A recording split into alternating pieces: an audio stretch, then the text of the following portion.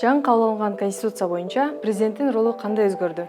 Конституциянын жаңы редакциясы 2021 жылдын 11 апрелинде жалпы элдик референдумда кабыл алынды. Баш мыйзам боюнча аткаруу бийлигинин, президенттин жана парламенттин ыйгарым укуктарына бир катар өзгөртүүлөр киргизилди.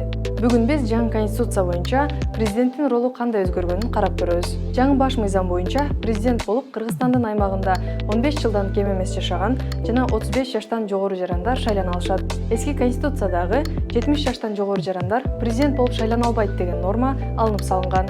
Президенттин иштөө мөөнөтү узартылды.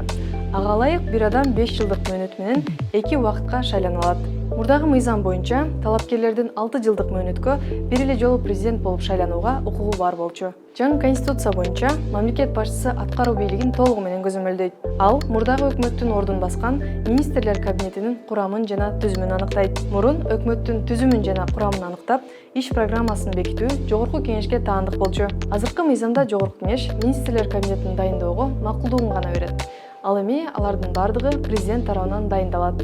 Мындан сырткары мамлекет башчысы жергиликтүү кеңешти таратып, райондун башчыларына чейин кызматка дайындай алат.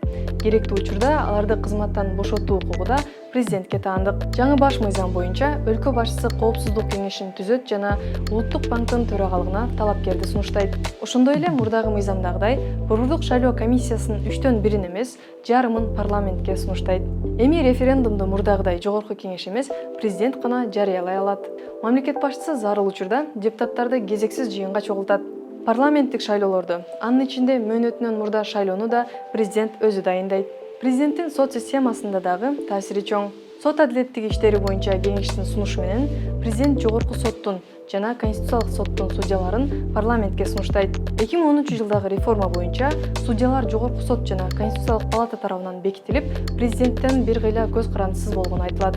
Адилет юристтер коому жаңы кабыл алынган баш мыйзамдагы сот системасы 2005 жана 2010 жылдардагы кабыл алынган суперпрезиденттик башкаруу убагындагы система экенин жана бул сот адилеттүүлүгүнө чоң тоскоолдук жаратаарын айтып келишет. Жаңы баш мыйзам боюнча президент 2 себеп менен кызматтан четтетилиши мүмкүн. Конституцияны жана мыйзамдарды бузгандыгы үчүн, жогорку кеңештин ыйгарым укуктарына, ошондой эле сот системасына мыйзамсыз кийлигишкендиги үчүн кызматтан четтетилиши мүмкүн. Юристтер жаңы баш мыйзам боюнча президентти отставкага кетирүү процесси мурдагыга салыштырмалуу оорулушконун айтып келишет.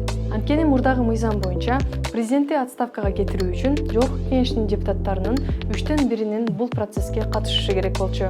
Ал эми жаңы баш мыйзам боюнча жогорку кеңештин депутаттарынын жарымынан кем эмеси президентке айып коюуну демилгелеши керек болот. Андан кийин арызды Конституциялык сот жана башкы прокурор карашы керек. Белгилүү болгондой, президент башкы сотту да, Конституциялык соттун мүчөлөрүн да өзү сунуштайт. Жогоруда айтылгандардын негизинде жаңы Конституция боюнча президенттин ыйгарым укуктары бир кыйла кеңейди деген тыянак чыгарууга болот.